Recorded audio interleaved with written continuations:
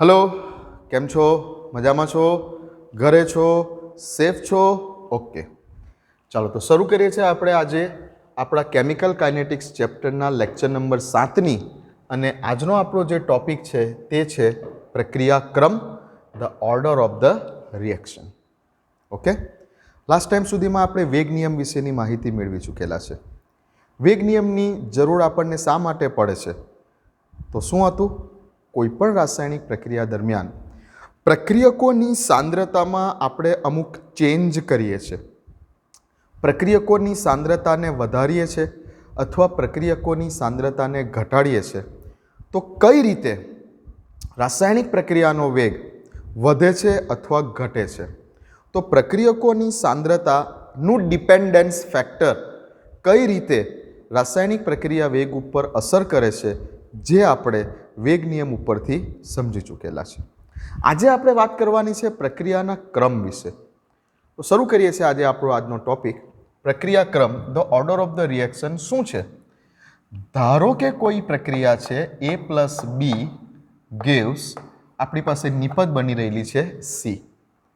હવે આ રાસાયણિક પ્રક્રિયાનો વેગ નિયમ મુજબ, વેગ અભિવ્યક્તિ મુજબ અથવા તો બોલો કે વેગ નિયમ મુજબ જો મારે આ રાસાયણિક પ્રક્રિયા માટેનો રેટ ઓફ રિએક્શન, પ્રક્રિયા વેગ, રેટ ઓફ રિએક્શન લખવો હોય તો હું શું લખીશ?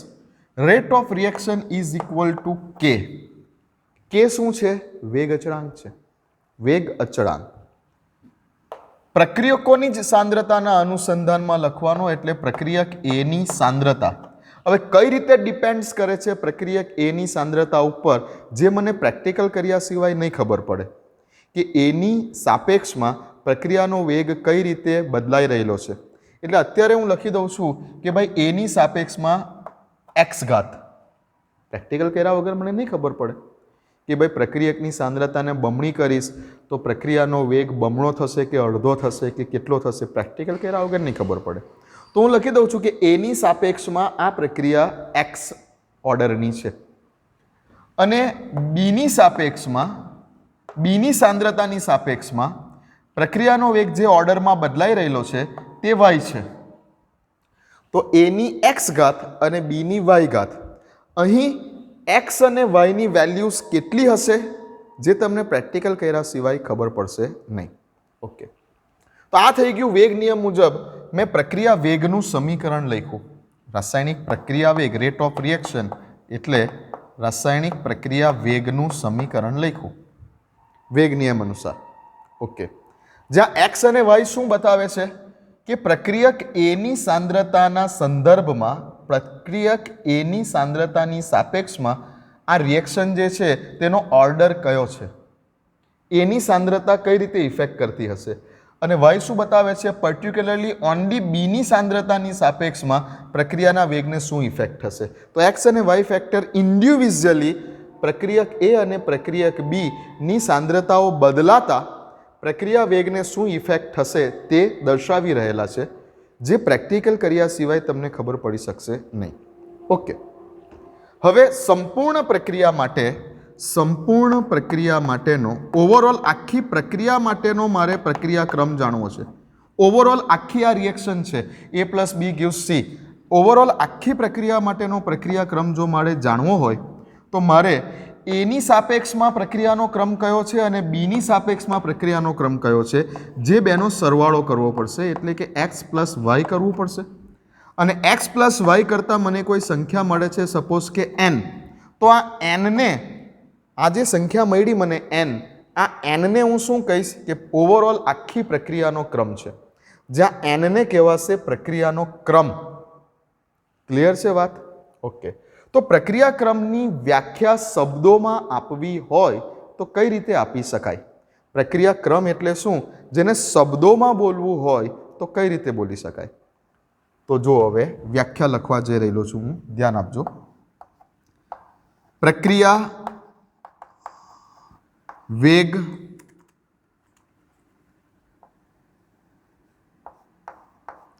સમીકરણમાં આ આપણે પ્રક્રિયા વેગનું સમીકરણ લખ્યું. આ આપણું પ્રક્રિયા વેગનું સમીકરણ છે. ઓવરઓલ આખી પ્રક્રિયા વેગનું વેગ નિયમ મુજબ પ્રક્રિયા વેગનું સમીકરણ છે. તો પ્રક્રિયા વેગ સમીકરણમાં અથવા બોલી શકો છો વેગ અભિવ્યક્તિના સમીકરણમાં, વેગ નિયમને વેગ અભિવ્યક્તિ પણ બોલાય. હા, તો પ્રક્રિયા વેગ સમીકરણમાં પ્રક્રિયકોની સાંદ્રતા, એની સાંદ્રતા, બીની સાંદ્રતા, પ્રક્રિયકોની સાંદ્રતા, પ્રક્રિયકોની સાંદ્રતા ના ઘાતાંકો એની સાંદ્રતાની x ઘાત અને બીની સાંદ્રતાની y ઘાત. પ્રક્રિયા વેગ સમીકરણમાં જે આપણા પ્રક્રિયકો છે એ પ્રક્રિયકોની જે સાંદ્રતા છે તેઓની જે ઘાત છે, પ્રક્રિયકોની સાંદ્રતાના ઘાતાંકોના સરવાળાને શું કર્યું આપણે? x અને y નો સરવાળો કર્યો. તો પ્રક્રિયા વેગ સમીકરણમાં પ્રક્રિયકોની સાંદ્રતાના ઘાતાંકોના સરવાળાને પ્રક્રિયાનો ક્રમ કહે છે. આ પ્રક્રિયા ક્રમની કમ્પ્લીટ શોર્ટમાં વ્યાખ્યા. પ્રક્રિયા ક્રમ એટલે શું? પ્રક્રિયા વેગ સમીકરણમાં લખો, મારી સાથે પોઈન્ટ બનાવો, લખો પ્રક્રિયા ક્રમની વ્યાખ્યા. પ્રક્રિયા વેગ સમીકરણમાં પ્રક્રિયકોની સાંદ્રતાના ઘાતાંકોના સરવાળાને પ્રક્રિયાનો ક્રમ કહે છે. ઉદાહરણ તરીકે લખજો કે ફોર એક્ઝામ્પલ, ભાઈ ઉદાહરણ તરીકે, ફોર એક્ઝામ્પલ ઉદાહરણ તરીકે A+B gives C કોઈ રાસાયણિક પ્રક્રિયા છે. આપેલ પ્રક્રિયાનો વેગ નિયમ મુજબ પ્રક્રિયા વેગનું સમીકરણ આ છે, જે દર્શાવે છે કે એના સંદર્ભમાં પ્રક્રિયાનો ક્રમ x છે, બીની સાપેક્ષમાં ઓર્ડર એટલે કે ક્રમ y છે. જ્યાં k શું છે? kને કહેવાય છે વેગ અચળાંક. ઓકે, તો અહીં પ્રક્રિયા ક્રમ બરાબર એની x ઘાત બીની y ઘાત, તો x + y બરાબર n. આ n ને બોલીશું આપણે પ્રક્રિયાનો ક્રમ. હવે જે આ પ્રક્રિયાનો ક્રમ હોય છે, આ પ્રક્રિયાનો ક્રમ n કેવી સંખ્યાઓ આવી શકે છે? તો પ્રક્રિયાનો ક્રમ n બરાબર ક્યાં તો ધન પૂર્ણાંક સંખ્યા, ધન અથવા ઋણ પૂર્ણાંક સંખ્યાઓ હોઈ શકે છે. એટલે પ્રક્રિયાનો ક્રમ ધન સંખ્યા પણ હોઈ શકે છે, ઋણ સંખ્યા પણ હોઈ શકે છે. પ્રક્રિયાનો ક્રમ અપૂર્ણાંક સંખ્યાઓ પણ હોઈ શકે છે, અપૂર્ણાંક સંખ્યાઓ પણ હોઈ શકે છે. ધન અથવા ઋણ, પોઝિટિવ કે નેગેટિવ કંઈ પણ, અપૂર્ણાંક સંખ્યાઓ પણ હોઈ શકે છે, પૂર્ણાંક સંખ્યાઓ પણ હોઈ શકે છે, ધન સંખ્યા પણ હોઈ શકે છે, ઋણ સંખ્યા પણ હોઈ શકે છે, અને પ્રક્રિયાનો ક્રમ શૂન્ય પણ હોઈ શકે છે. તો પ્રક્રિયાનો ક્રમ કંઈ પણ હોઈ શકે છે. The order of the reaction will be anything. Positive કોઈ સંખ્યાઓ, નેગેટિવ કોઈ સંખ્યાઓ, પૂર્ણાંક સંખ્યાઓ, અપૂર્ણાંક સંખ્યાઓ, શૂન્ય કંઈ પણ હોઈ શકે છે. આ લખી રાખજો. આ 2-3 વાર ગુજકેટની એક્ઝામમાં એઝ અ MCQ પૂછાઈ ચૂકેલું છે કે પ્રક્રિયાનો ક્રમ કેવી સંખ્યા હોઈ શકે છે. તો પ્રક્રિયાના ક્રમ તરીકે ધન પૂર્ણાંક સંખ્યા, ઋણ પૂર્ણાંક સંખ્યા, અપૂર્ણાંક સંખ્યા, શૂન્ય કંઈ પણ હોઈ શકે છે. આ પ્રક્રિયા ક્રમની વ્યાખ્યા. લખી લો, કઈ વસ્તુ કપાતું નથી ને? 1 મિનિટ લખી લો. વિડીયોને પોઝ કરો, વિડીયોને પોઝ કરીને આટલું ખાસ લખી લો.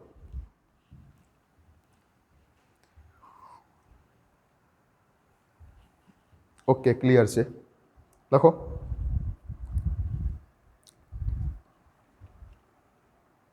લખો, ચાલો લખો. ક્લિયર છે? હા, જવા દઉં છું. હવે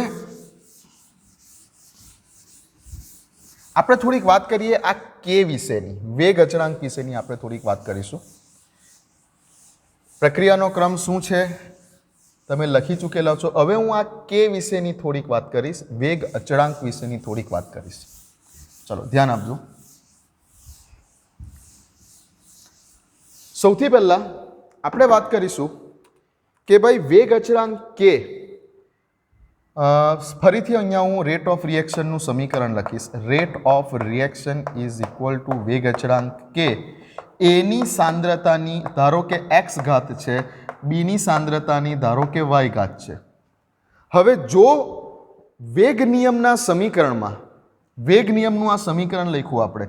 વેગ નિયમના સમીકરણમાં જ્યારે પ્રક્રિયક એ ની સાંદ્રતા બરાબર પ્રક્રિયક બી ની સાંદ્રતા બરાબર જો 1 હોય, જ્યારે પ્રક્રિયકોની સાંદ્રતા 1 હોય, 1 મોલર સાંદ્રતાનો એકમ મોલ પ્રતિ લિટર, તો જ્યારે પ્રક્રિયકોની સાંદ્રતા 1 હોય છે ત્યારે હંમેશા જે આપણો રેટ ઓફ રિએક્શન હોય છે, આ રેટ ઓફ રિએક્શન વેગ અચળાંક કે જેટલો થઈ જતો હોય છે. કેમ કેમ તો કે ભાઈ અહીંયા એ ની સાંદ્રતા 1 મૂકી દો તમે તો 1ની ગમે એટલી ઘાત હોય, અહીંયા 1ની ગમે એટલી ઘાત હોય 1 જ કહેવાય. હા, મેથ્સના રૂલ્સ પ્રમાણે.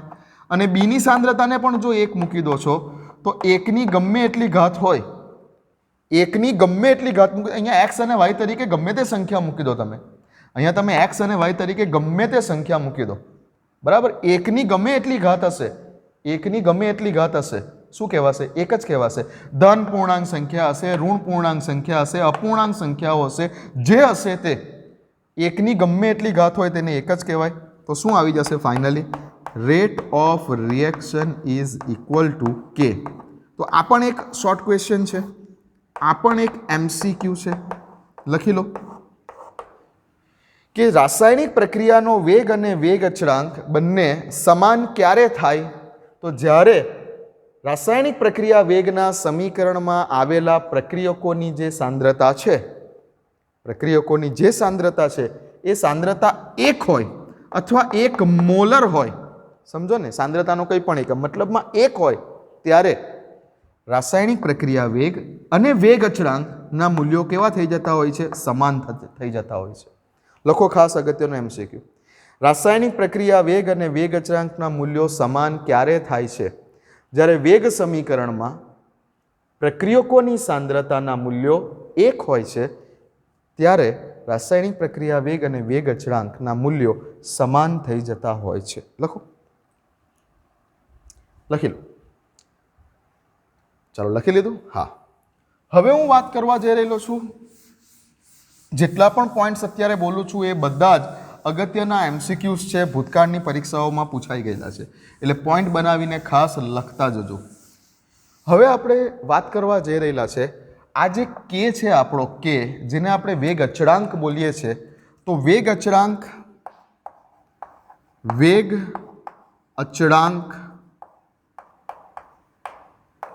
કે નો એકમ, વેગ અચળાંક કે ના એકમ વિશેની વાત કરવા જઈ રહેલા છે કે વેગ અચળાંક કે નો એકમ શું હોય. ઓકે, ચલો, મારે વેગ અચળાંક કે નો એકમ શોધવો છે, તો અહીંયા હું વેગ અચળાંક કે ને સૂત્ર કરતા બનાવી દઉં. તો કે બરાબર શું લખાશે?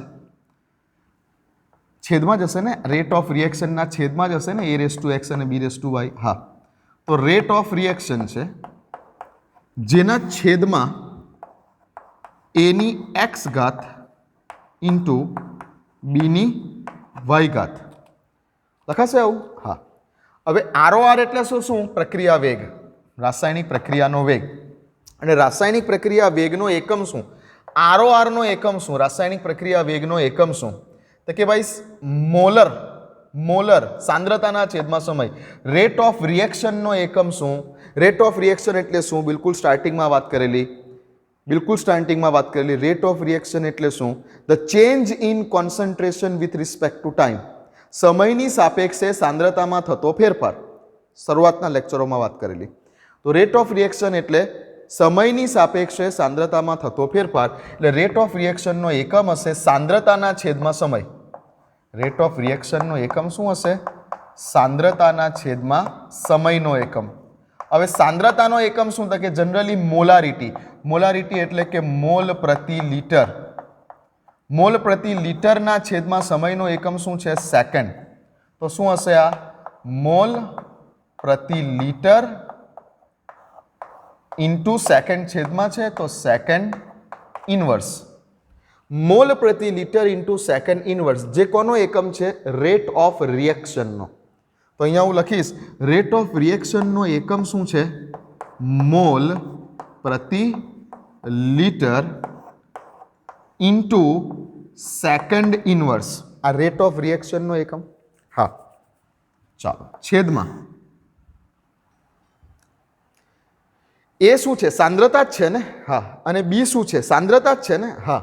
તો એ પણ સાંદ્રતા છે, બી પણ સાંદ્રતા છે. તો ફરીથી એ એટલે શું છે? સાંદ્રતા. સાંદ્રતાનો એકમ શું? મોલ પ્રતિ લિટર. મોલ પ્રતિ લિટર ની કેટલી ઘાત? એક્સ ઘાત. બી શું છે? સાંદ્રતા છે. ઓકે. તેનો એકમ પણ શું? મોલ પ્રતિ લિટર ની વાય ઘાત. હવે મોલ પ્રતિ લિટરની એક્સ ઘાત, મોલ પ્રતિ લિટરની વાય ઘાત, તો શું લખી શકાશે? બંનેને ભેગા કરીએ તો મોલ પ્રતિ લિટરની એક્સ પ્લસ વાય ઘાત લખાશે. ઓકે, તો લખું છું અહીંયા, ધ્યાન આપો. મોલ પ્રતિ લિટર. મોલ પ્રતિ લિટર, અહીંયા તો કશું નથી એટલે એક લખી દઉં, into second inverse divided by mole પ્રતિ લિટર ની એક્સ પ્લસ વાય ઘાત. મોલ પ્રતિ લિટરની એક્સ ઘાત, મોલ પ્રતિ લિટરની વાય ઘાત, તો મોલ પ્રતિ લિટરની એક્સ પ્લસ વાય ઘાત લખી શકાશે આટલું? હા. ચલો, ક્લિયર છે? કોઈ કન્ફ્યુઝન નથી અહીંયા? આગળ આના બરાબર શું લખી શકાશે હવે? તો કે એક્સ પ્લસ વાયને મેં તમને અત્યારે જ કીધું કે એક્સ પ્લસ વાય તમે કરો. અહીંયા ધારો કે તમે એક્સ પ્લસ વાય કરશો તો એક્સ પ્લસ વાયને શું બોલાશે? એન બોલાશે, જેને શું બોલાશે? પ્રક્રિયાનો ક્રમ કહેવાશે. પ્રક્રિયાનો ઓવરઓલ આખી પ્રક્રિયાનો ક્રમ. એક્સ અને વાયનો સરવાળો કરશો એટલે એન મળશે, જ્યાં એનને શું કહેવાશે? પ્રક્રિયાનો ક્રમ કહેવાશે. તો અહીંયા હું એક્સ પ્લસ વાય બરાબર શું લખી દઉં? એન લખી દઉં. ઓકે, તો શું આવશે હવે? કે ભાઈ મોલ પ્રતિ લિટર,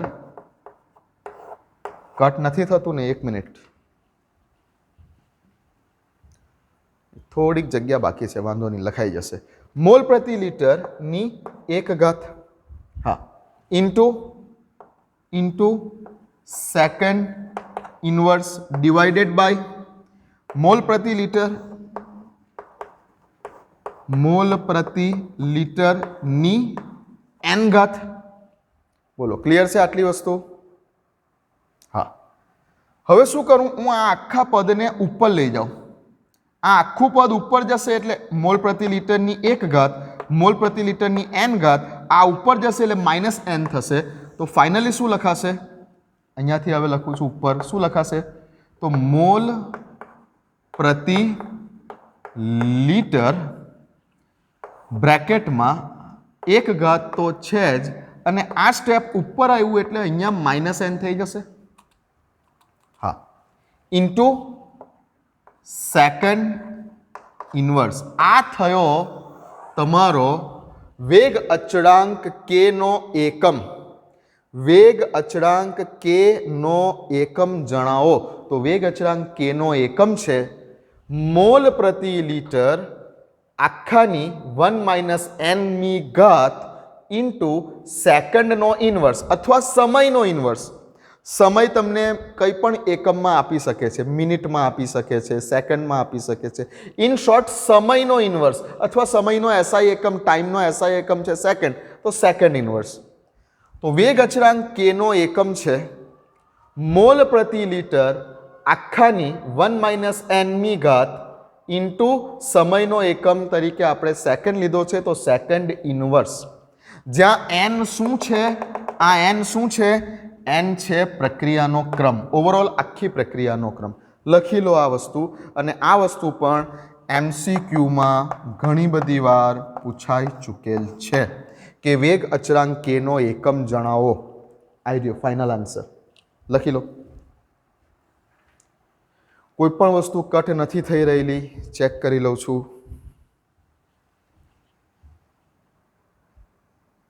ઓકે, ક્લિયર છે, કોઈ વસ્તુ કટ નથી થઈ રહી. ચાલો લખો.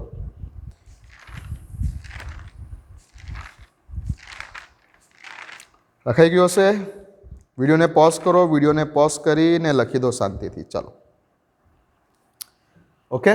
હવે આનો ઉપયોગ કઈ જગ્યા પર કરવાનો છે? તો આની ઉપરથી તમે ઘણા બધા શોર્ટ ક્વેશ્ચનોના જવાબ આપી શકો છો. ચલો, લખી લીધું હશે આટલું? હા. તો હવે આના ઉપરથી ઘણા બધા શોર્ટ ક્વેશ્ચનો બની શકે છે. કયા કયા ટાઈપના ક્વેશ્ચન બની શકે છે તેની વાત કરીએ છીએ આપણે. ધ્યાન આપો. હવે હું વાત કરવા જઈ રહેલો છું પ્રક્રિયાનો ક્રમ.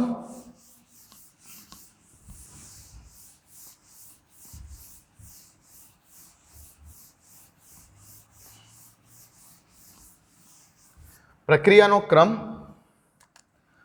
અને પ્રક્રિયાનો ક્રમ એટલે શું? પ્રક્રિયાનો ક્રમ એટલે સ્મોલ n. પ્રક્રિયાનો ક્રમ અને વેગ અચળાંક. વેગ અચળાંક એટલે શું? કે આ બંને વચ્ચેનો રિલેશન આ સૂત્રની મદદથી આપણે જાણી શકીએ છીએ. વેગ અચળાંક કે નો એકમ શું હશે? કયા ક્રમની પ્રક્રિયા હશે?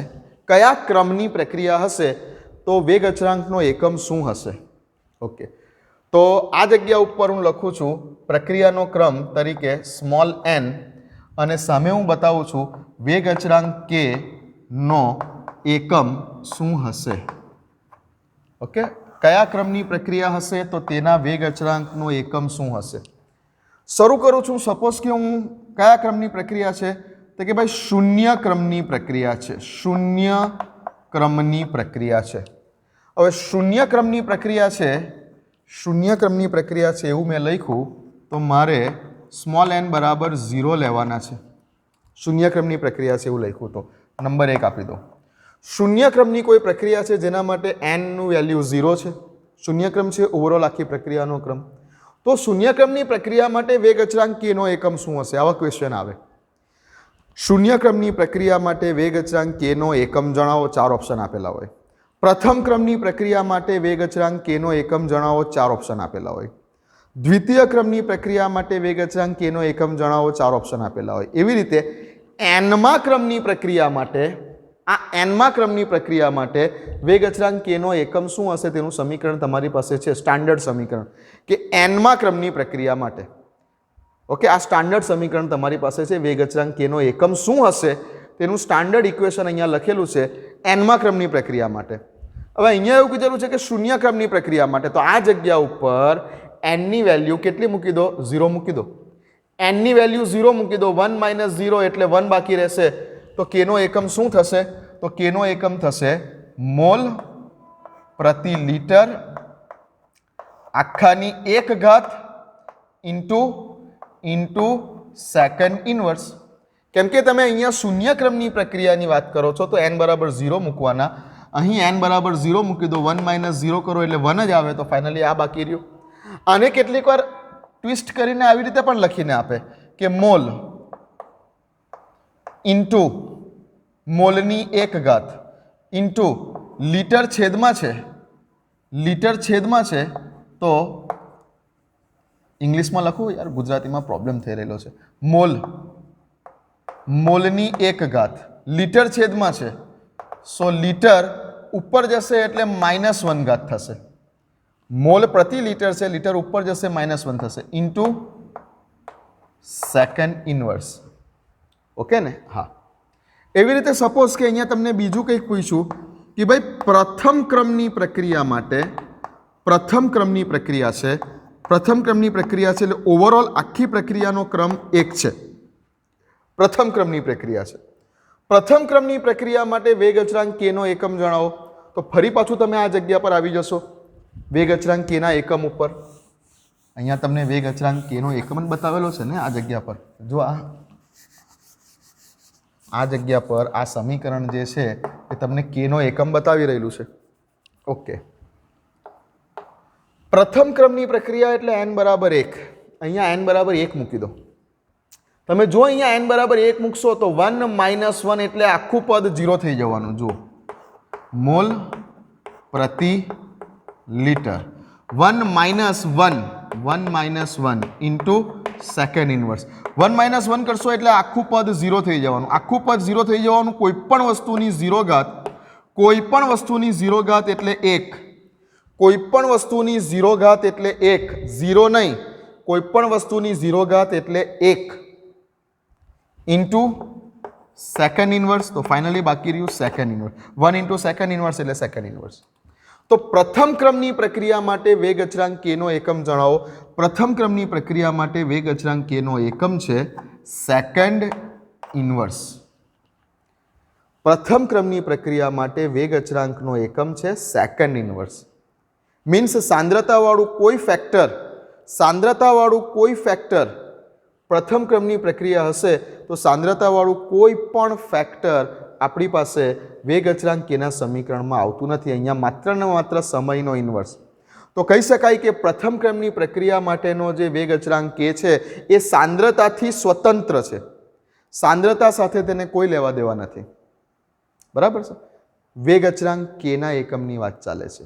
ઓકે, હા, બોલો, ક્લિયર છે? આગળ જઈએ. તૃતીય ક્રમની પ્રક્રિયા, પ્રથમ ક્રમ આવ્યો ને, હવે દ્વિતીય ક્રમની પ્રક્રિયાની વાત કરીએ. દ્વિતીય ક્રમની પ્રક્રિયા એટલે કે જ્યાં ઓવરઓલ પ્રક્રિયાનો ક્રમ n બરાબર 2 છે. દ્વિતીય ક્રમની પ્રક્રિયા માટે વેગ અચળાંક કેનો એકમ જણાવો. તો ફરી પાછું અહીંયા જ આપણે આ જ સમીકરણ લઈશું અને આ જ સમીકરણમાં આપણે n બરાબર કેટલા લઈ લઈશું ભાઈ? 2 લઈ લઈશું. ચાલો, તો મોલ પ્રતિ litre raise to 1 - 2, okay, 1 - 2 into second inverse as it is.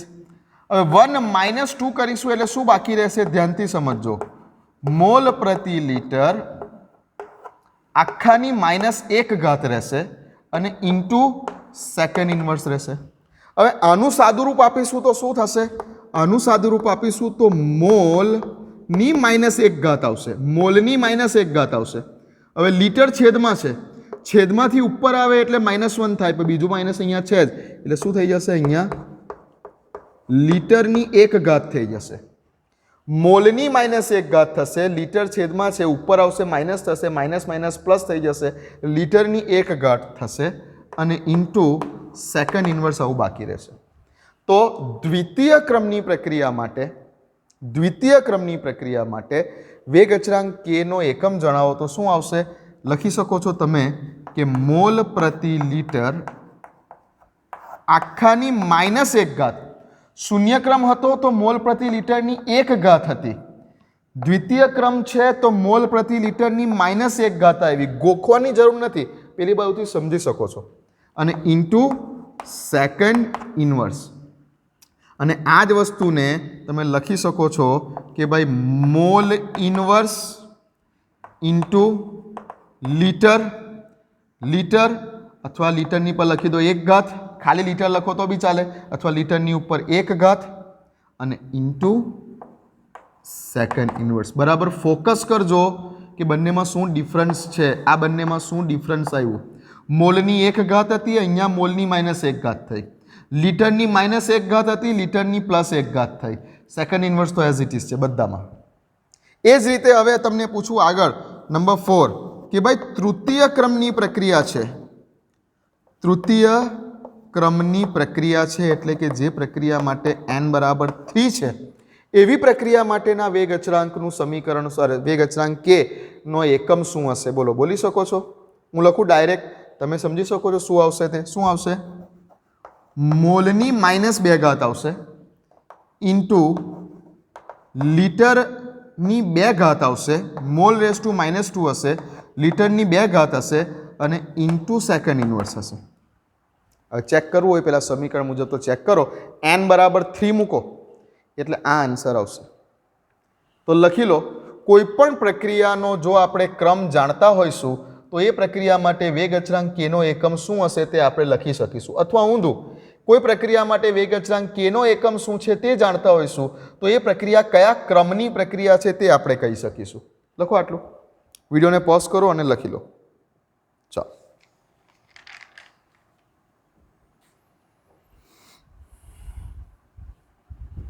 દેખાય છે ને? નીચે કપાતું નથી.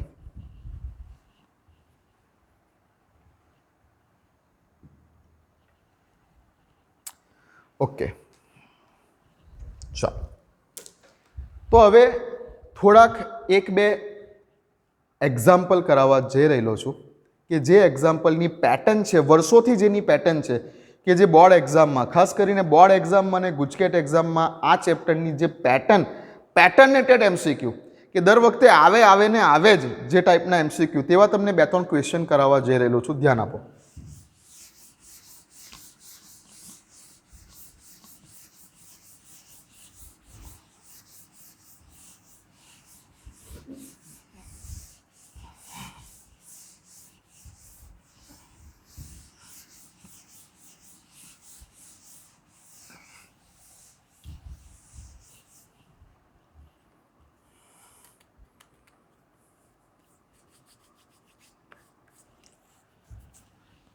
ક્વેશ્ચન લખો મારી સાથે.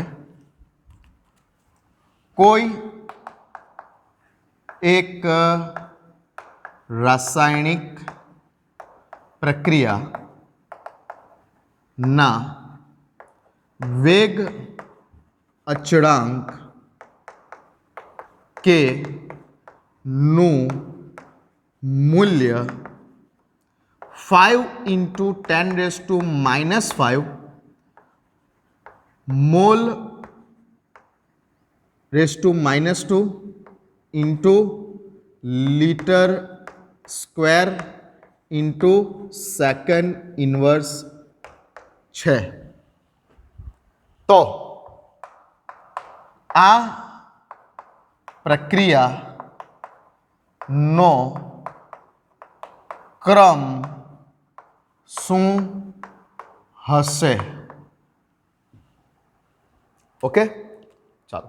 અહીં આ ટાઈપે ઓપ્શન આપેલા છે. શૂન્ય ક્રમની પ્રક્રિયા હશે, પ્રથમ ક્રમની પ્રક્રિયા હશે, દ્વિતીય ક્રમની પ્રક્રિયા હશે, તૃતીય ક્રમની પ્રક્રિયા હશે. આ 4 ઓપ્શન આપેલા છે. આ ટાઈપનો એમસીક્યુ એક પેટર્નેટેડ એમસીક્યુ છે.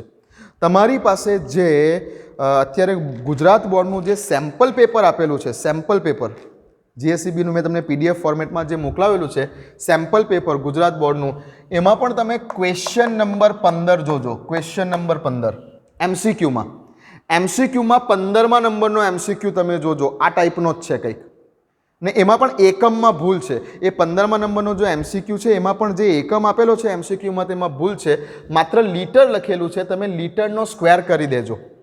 જે એમસીક્યુ ગુજરાત બોર્ડના પેપર હમણાં જે સેમ્પલ પેપર મોકલાવેલું છે એ સેમ્પલ પેપરમાં 15મા નંબરનો એમસીક્યુ જોજો, તેમાં એકમમાં ભૂલ છે, તેમાં લીટરનો સ્ક્વેર કરી દેજો. આ ટાઈપનો કંઈક છે.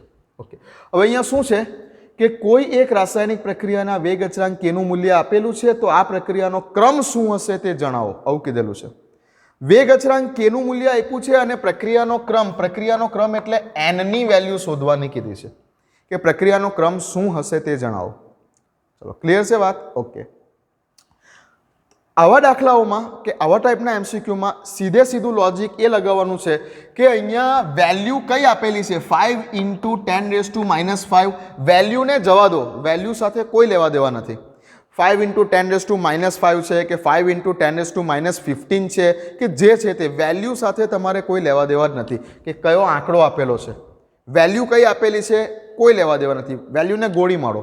કોને પકડો? અહીંયા એકમને પકડો કે જે વેલ્યુ આપેલી છે એના પછી આ એકમ શું લખેલો છે, આને પકડો. આ કયા ક્રમની પ્રક્રિયાનો એકમ છે, તે જોવાનું છે. તો તમે એકમને પકડો. અહીંયા તો એકમ શું લખેલું છે અહીંયા તમે ધ્યાન આપશો તો મોલની -2 છેદમાં લીટર, છેદમાં લીટર નથી, ઇન્ટુ લીટર છે ને. ઓકે, જે આપેલું છે તે જ લખું પહેલાં તો, ઇન્ટુ લીટરની 2 ઇન્ટુ સેકન્ડ ઇન્વર્સ. આવો એકમ દાખલાની રકમમાં આપેલો છે. વેલ્યુને ગોળી મારો, એકમને પકડો. હવે તમને ખબર છે કે એનમા ક્રમની પ્રક્રિયા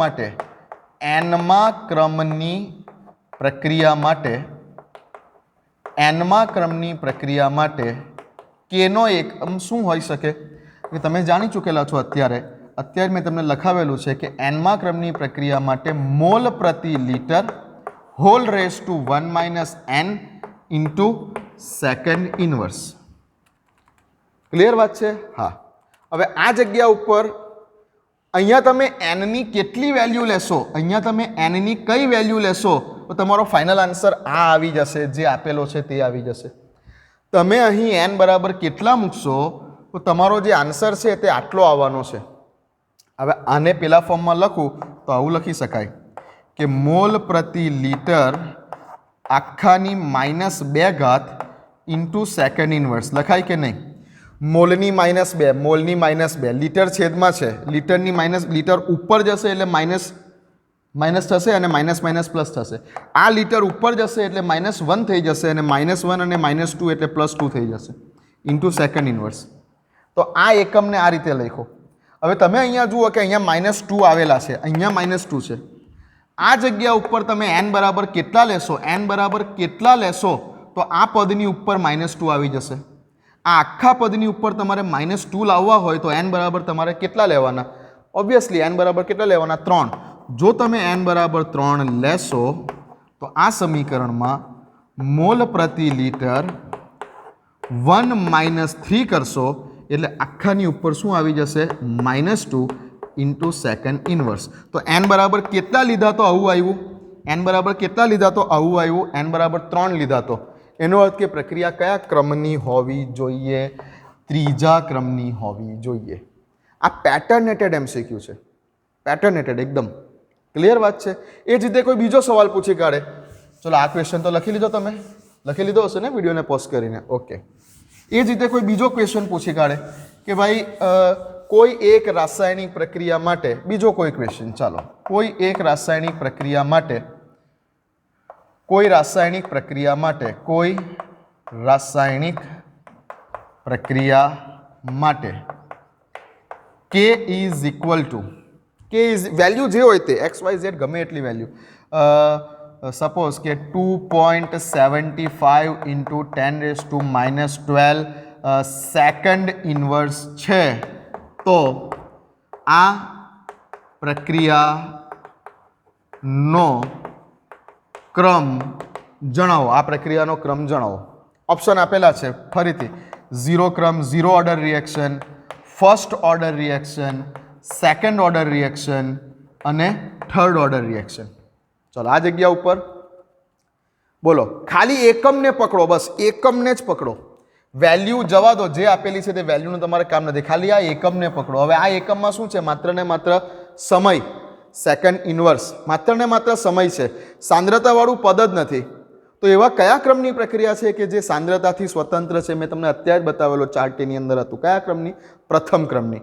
અને એમ પણ તમે વેલ્યુ મૂકીને પણ જોઈ શકો છો. જો તમે આ સૂત્રની અંદર મોલ પ્રતિ litre whole raise to 1 - n into second inverse સૂત્રમાં તમે જો આ nની વેલ્યુ 1 લઈ લેશો, એટલે કે પ્રથમ ક્રમની પ્રક્રિયા લેશો, તો આ આખું પદ શું થઈ જશે? 1. બાકી રહેશે ખાલી સેકન્ડ ઇન્વર્સ. તો કયા ક્રમની પ્રક્રિયા થઈ ગયા? પ્રથમ ક્રમની પ્રક્રિયા. આ પેટર્નેટેડ એમસીક્યુઓ છે બધા, કે જે આવે અને આવે જ એક્ઝામની અંદર. તમે જોઈ શકો છો સેમ્પલ પેપરની અંદર પણ આ ટાઈપનો એક એમસીક્યુ મૂકેલો છે. ક્લિયર છે વાત? Clear?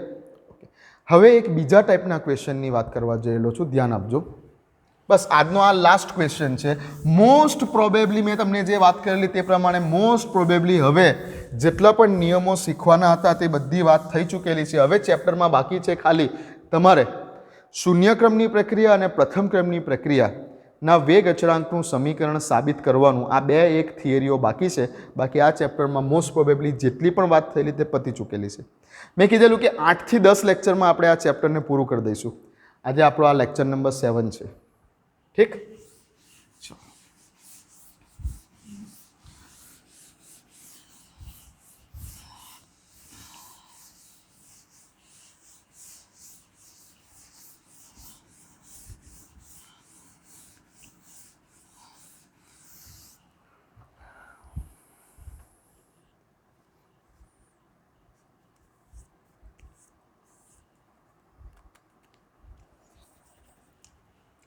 4A plus 5B gives C. પ્રક્રિયા, આ કોઈ પ્રક્રિયા આપેલી છે. અહીંયા કંઈ પણ પછી રાસાયણિક પ્રક્રિયામાં કંઈ પણ પ્રક્રિયકો હું મૂકી શકું છું. અત્યારે A, B, C ના એક્ઝામ્પલથી સમજાવું છું. ઓકે? તો પ્રક્રિયક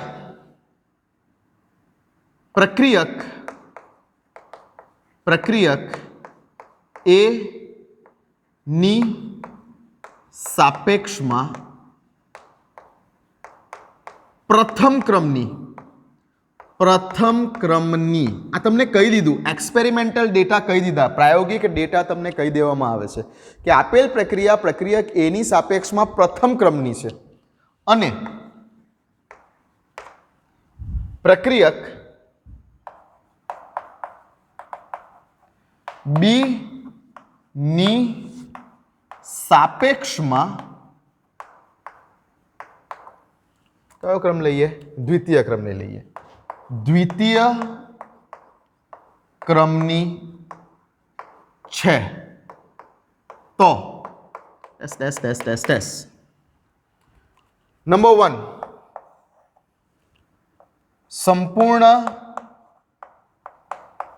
પ્રક્રિયાનો ક્રમ જણાવો. ઓકે. નંબર 2 જો બંને પ્રક્રિયકોની સાંદ્રતાને બમણી કરવામાં આવે તો રેટ ઓફ રિએક્શનને શું અસર થશે તે જણાવો. Okay, clear? ઠીક, લખી દો રકમ લખી દો.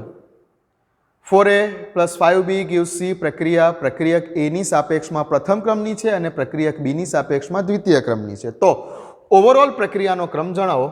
અને બીજું એવું કીધું છે કે જો ભાઈ બંને પ્રક્રિયકોની સાંદ્રતાને બમણી કરી દઈએ તો પ્રક્રિયાના વેગને શું અસર થશે તે જણાવો. ચાલો લખો. હા, વાત કરીએ આગળ. તો હવે પહેલા તો આન્સરની શરૂઆત કરીએ છીએ. સંપૂર્ણ પ્રક્રિયાનો ક્રમ જણાવો. તો હું શું લખીશ? Rate of reaction is equal to k into તત્વયોગમિતીય ગુણાંકોને ભૂલી જાઓ કે એ ની આગળ 4 લખેલા છે, કે એ ની આગળ 2 લખેલા છે, કે બી ની આગળ 10 લખેલા છે. તત્વયોગમિતીય ગુણાંકોનો કોઈ રોલ નથી. તત્વયોગમિતીય ગુણાંકોનો આ જગ્યા ઉપર વેગ નિયમ પ્રમાણે જ્યારે આપણે વેગ સમીકરણ લખીએ છીએ ત્યારે તત્વયોગમિતીય ગુણાંકોનો કોઈ રોલ નથી કે આની આગળ કેટલા લખેલા છે કે આની આગળ કેટલા લખેલા છે. હા, 1 મિનિટ.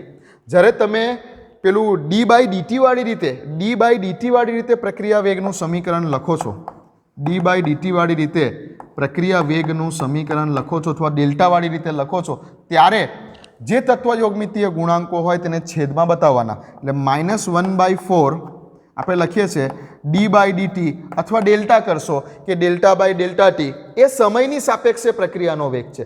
સમયની સાપેક્ષે પ્રક્રિયાનો વેગ છે.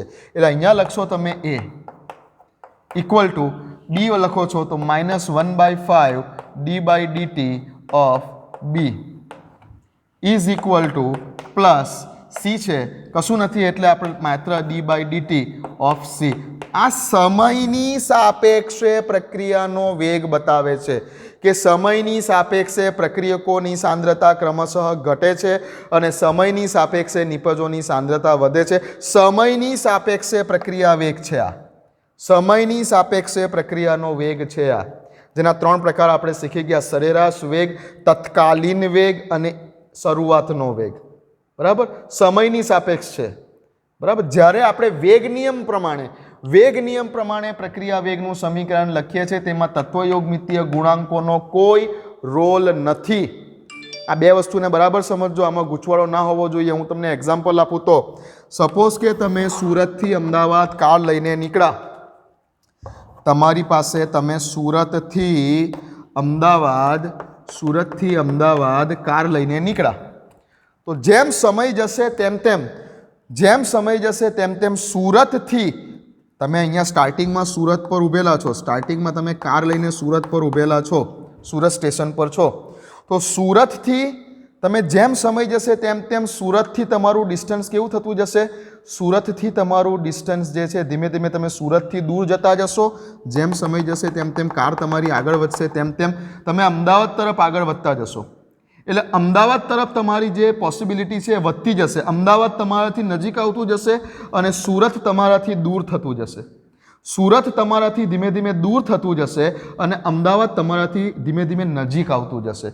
જેમ પ્રક્રિયા આગળ વધશે તેમ પ્રક્રિયક આર ઘટતો જશે, સુરત તમારાથી દૂર થતું જશે અને નિપજ એટલે કે પ્રોડક્ટ તમારા તરફ આવતી જશે, એટલે કે તમે પ્રોડક્ટ તરફ વધતા જશો. આ બતાવે છે આ પ્રક્રિયા કે જેમ સમય જશે તેમ તેમ તમે સુરતથી દૂર થશો અને અમદાવાદ તરફ આગળ વધશો. અમદાવાદ તમારાથી નજીક આવશે. અમદાવાદ તરફનું તમારું જે ડિસ્ટન્સ છે એ ધીમે ધીમે જે છે તમે કાપતા જશો. ક્લિયર છે? તો પ્રક્રિયકની સાંદ્રતા ઘટતી જશે અને નિપજની સાંદ્રતા વધતી જશે સમયની સાપેક્ષે. સમયની સાપેક્ષે તમે જેમ આ કારને સ્પીડમાં ચલાવશો તેમ તેમ તેમ તેમ આ જે સુરતથી તમારું ડિસ્ટન્સ છે, સુરતથી તમારી દૂરી જે છે તે વધતી જવાની છે. તમે સુરતથી એટલા દૂર થતા જવાના છો અને અમદાવાદ તરફ તમારું જે છે તે વધતું જવાનું છે, કે અમદાવાદની નજીક તમે પહોંચતા જવાના છો. ઓકે, આ બતાવે છે સમયની સાપેક્ષે. બટ આ જે બતાવે છે ને વેગ નિયમ, આ જે વેગ નિયમ મુજબ તમે જે આરઓઆરનું સમીકરણ લખો છો તે શું બતાવે છે કે તમે પર્ટિક્યુલરલી કારમાં કેટલા વ્યક્તિઓને બેસાડો છો તો તમારી કારના વેગને શું ઇફેક્ટ થાય છે. પર્ટિક્યુલરલી કારમાં તમે એક વ્યક્તિ બેસાડીને કાર ચલાવો છો તો તમારી કારના વેગને શું ઇફેક્ટ થાય છે. તમે બે વ્યક્તિ બેસાડીને કાર ચલાવો છો તો તમારા કારના વેગને શું ઇફેક્ટ થાય છે. તમે ચાર વ્યક્તિ બેસાડીને મુસાફરી કરો છો તો તમારા કારના વેગમાં શું ઇફેક્ટ થાય છે. અને કેવી વ્યક્તિ બેસાડીને તમે મુસાફરી કરો છો તો તમારા વેગને શું ઇફેક્ટ થાય છે. તમે તમારા મમ્મી પપ્પા સાથે બેસાડીને જો જર્ની કરતા હોય તો તમારા કારના વેગને શું ઇફેક્ટ થાય. અને તમે તમારી ગર્લફ્રેન્ડને બેસાડીને જો ગર્લફ્રેન્ડ બોયફ્રેન્ડ કંઈ પણ ગર્લફ્રેન્ડને બેસાડીને જો મુસાફરી કરતા હોય તો તમારા કારના વેગને શું ઇફેક્ટ થાય. હા, હવે ખબર પડી ગઈ, હવે બરાબર આઈડિયા આવી ગઈ. ઓકે, તો બસ સમજો ને આને કે ભાઈ આ શું બતાવે છે, આ સમીકરણ શું બતાવે છે અને આ સમીકરણ શું બતાવે છે. વેગ નિયમ મુજબનું સમીકરણ શું બતાવે છે અને પ્રક્રિયા વેગનું સમયની સાપેક્ષવાળું સમીકરણ શું બતાવે છે. પ્રક્રિયા વેગનું સમયની સાપેક્ષવાળું સમીકરણ એવું બતાવે છે કે ભાઈ તમે જે જર્ની કરવા માટે નીકળ્યા છો તેમાં સમયની સાપેક્ષે તમારી કારનો વેગ કેટલો છે. સમયની સાપેક્ષે તમારી કારનો વેગ કેટલો છે. તમે કેટલા વેગથી જઈ રહેલા છો સુરતથી અમદાવાદ તરફ. જેમ સમય જશે તેમ તેમ પ્રક્રિયક તરફની સાંદ્રતા તમારી ઘટતી જશે. સુરત તરફ, સુરતના સ્ટેશન તરફથી તમે નીકળ્યા તો સુરતથી તમારું જે શું કહેવાય દૂરી જે છે એ સુરતથી તમારી દૂરી વધતી જશે. એટલે સુરત તરફનું તમારું એટ્રેક્શન ઘટતું જશે, રિએક્ટન્ટની કોન્સન્ટ્રેશન ઘટતી જશે.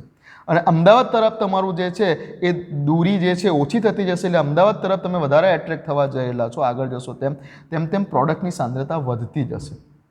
ઓકે, આ સમીકરણ આ બતાવે છે કે સમયની સાપેક્ષે તમારો વેગ કેટલો છે.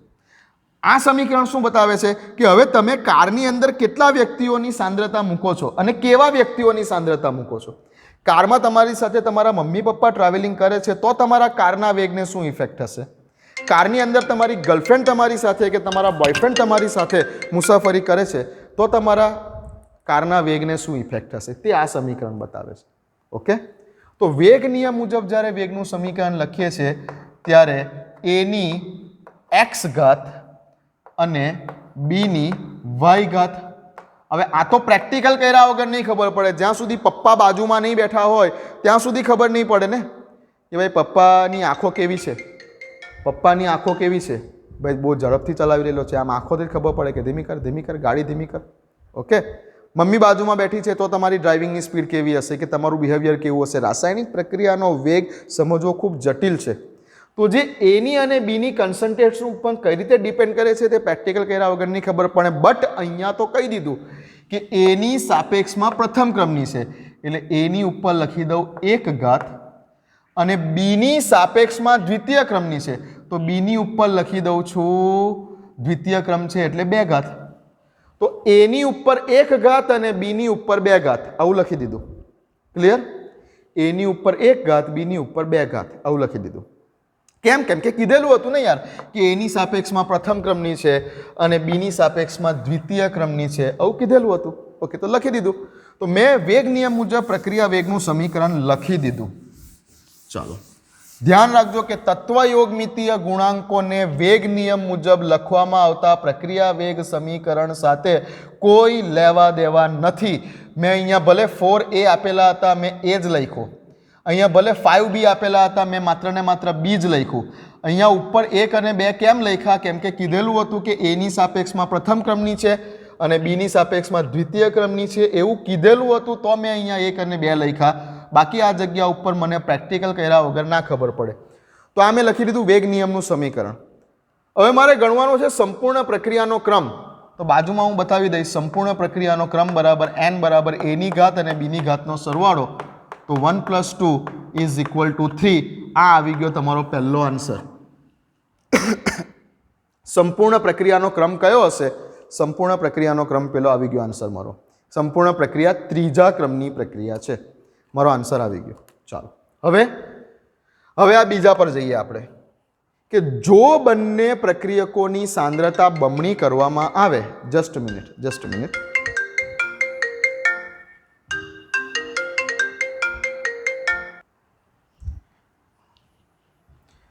ઓકે, હવે શું કીધું કે ભાઈ બંને પ્રક્રિયકોની સાંદ્રતાને બમણી કરવામાં આવે તો રેટ ઓફ રિએક્શનને શું ઇફેક્ટ થશે તે જણાવો.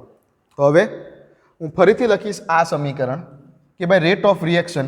હવે રેટ ઓફ રિએક્શનને હું કહી દઉં છું. હવે સપોઝ કે R1 શરૂઆતનો વેગ, રેટ ઓફ રિએક્શનને હજુ શોર્ટમાં લખવું હોય તો R તરીકે દર્શાવાય. અહીંયા મેં લખી દઉં R1. તો R1નું સમીકરણ લખી દઉં છું. R1 = કે ભાઈ K ઇન્ટુ બ્રેકેટમાં a ની 1 ઘાત અને બ્રેકેટમાં b ની 2 ઘાત.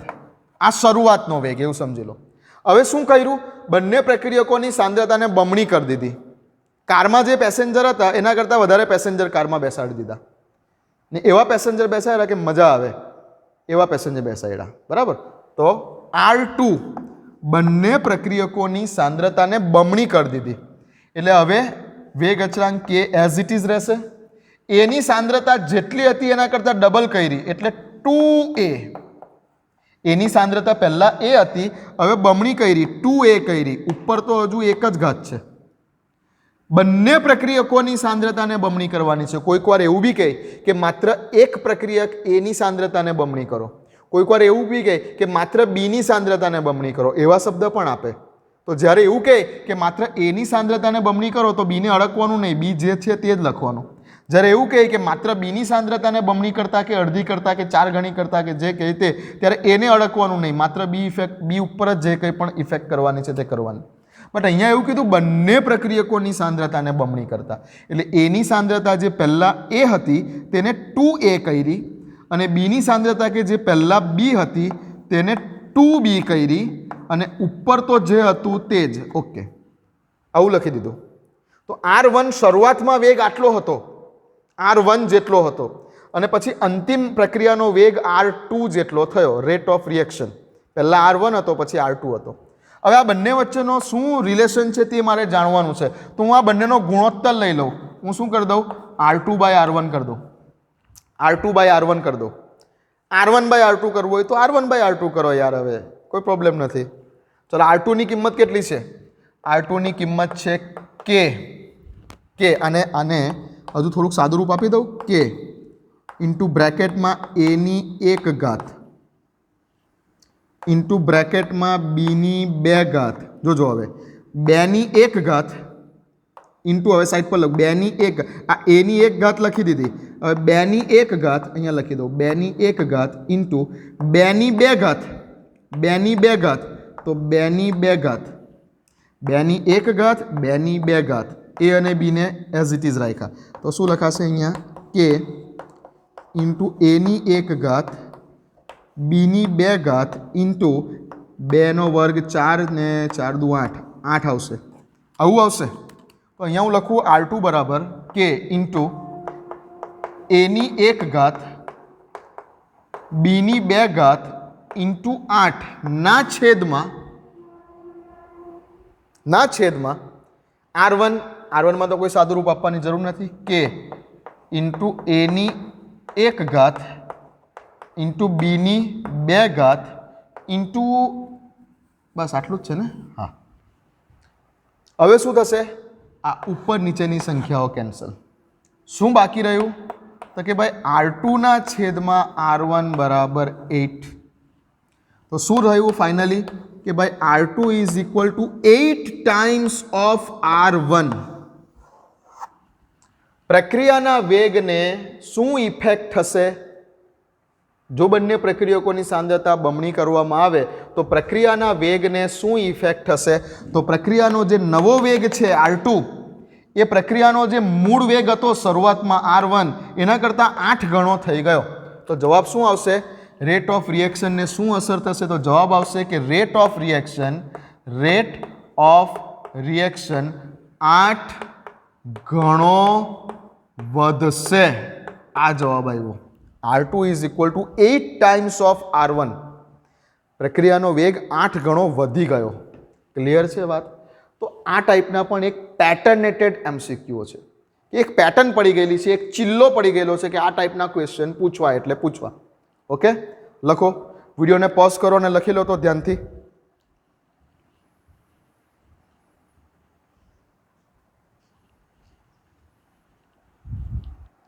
ચાલો,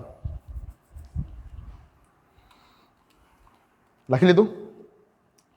તો હવે હું તમને એક આપું છું હોમવર્કમાં. આ જ રીતે હું તમને હોમવર્કમાં આપું છું. આ જ દાખલામાં એક ત્રીજો પોઈન્ટ લખીને આપું છું. આ જ દાખલામાં હું તમને એક ત્રીજો પોઈન્ટ લખીને આપું છું જે તમારે મને હોમવર્કમાં મોકલવાનો. આ જ દાખલામાં એક ત્રીજો પોઈન્ટ લખીને આપું છું કે જે તમારે મને હોમવર્કમાં મોકલવાનો. જો બંને પ્રક્રિયકોની સાંદ્રતા, ધ્યાનથી, અડધી કરવામાં આવે તો રેટ ઓફ રિએક્શનને શું ઇફેક્ટ થશે? Same sentence. રેટ ઓફ રિએક્શનને શું અસર થશે તે જણાવો. શું છે? જો બંને પ્રક્રિયકોની સાંદ્રતાને અડધી કરવામાં આવે તો રેટ ઓફ રિએક્શનને શું ઇફેક્ટ થશે તે જણાવો. આ તમારું હોમવર્ક. તમારે મને કરીને મોકલવાનું. બીજું કે તમારે જે ગુજરાત જીએસઈબીનું જે સેમ્પલ પેપર છે PDF ફોર્મેટમાં તમને મોકલાવેલું, જીએસઈબીનું જે સેમ્પલ પેપર છે એમાં ક્વેશ્ચન નંબર 16 MCQની જ વાત કરું છું. 16મા નંબરનો MCQ તમારે સોલ્વ કરીને મોકલવાનો. ઓકે, મેં તમને ક્વેશ્ચન નંબર 15 બી કીધો. ક્વેશ્ચન નંબર 15 અને ક્વેશ્ચન નંબર 16 આ બંને MCQ તમારે સોલ્વ કરવાના છે. જો કે ક્વેશ્ચન નંબર 15 તો મેં તમને કરાવી દીધો છે, જોઈ લેજો. ક્વેશ્ચન નંબર 16મા નંબરનો MCQ તમારે મને સોલ્વ કરીને મોકલવાનો. આ પણ તમારું એક હોમવર્ક છે.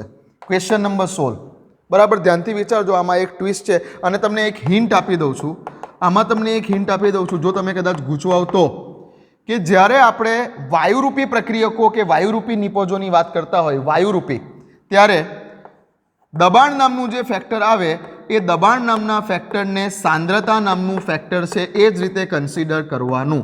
કેમ કે વાયુ માટે હંમેશા દબાણ હશે. વાયુ માટેની સાંદ્રતા એટલે વાયુનું દબાણ. એટલે તમારે દબાણને સાંદ્રતા છે એ જ રીતે કન્સિડર કરજો. દબાણને સાંદ્રતા છે એ જ રીતે કન્સિડર કરવાનું છે.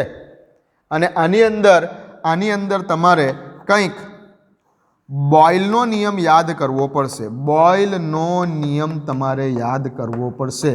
બોયલનો નિયમ શું છે? કે ભાઈ VIP, દબાણ અને કદ એકબીજાના વ્યસ્ત પ્રમાણમાં હોય છે. કદ વધારીએ છીએ તો દબાણ ઘટે છે, અથવા કદ ઘટાડીએ છીએ તો દબાણ વધે છે. આ બોયલનો નિયમ છે, હિન્ટ આપી દીધી. બીજું કે દબાણને સાંદ્રતા છે તે જ રીતે કન્સિડર કરવાનું છે વાયુરૂપી પ્રક્રિયકો કે વાયુરૂપી પ્રક્રિયામાં. જેવી રીતે આપણે સાંદ્રતા બમણી કરતા કે સાંદ્રતા અડધી કરતા, તો તેવી જ રીતે આપણે સમજવાનું છે કે દબાણને ડબલ કરતા કે દબાણને અડધું કરતા. વાયુઓ માટે સાંદ્રતા ફેક્ટર નહીં આપેલું હોય, વાયુઓ હશે ત્યારે દબાણ શબ્દ હશે, પણ એ સાંદ્રતા જ છે એવું સમજવાનું. અને અહીંયા તમારે બોયલના નિયમનો કંઈક લોજિક લગાવવું પડશે. જો કરી શકતા હોય તો ક્વેશ્ચન નંબર 16 જે છે ક્વેશ્ચન 16મા નંબરનો MCQ તે સોલ્વ કરો અને હોમવર્કમાં મને મોકલો.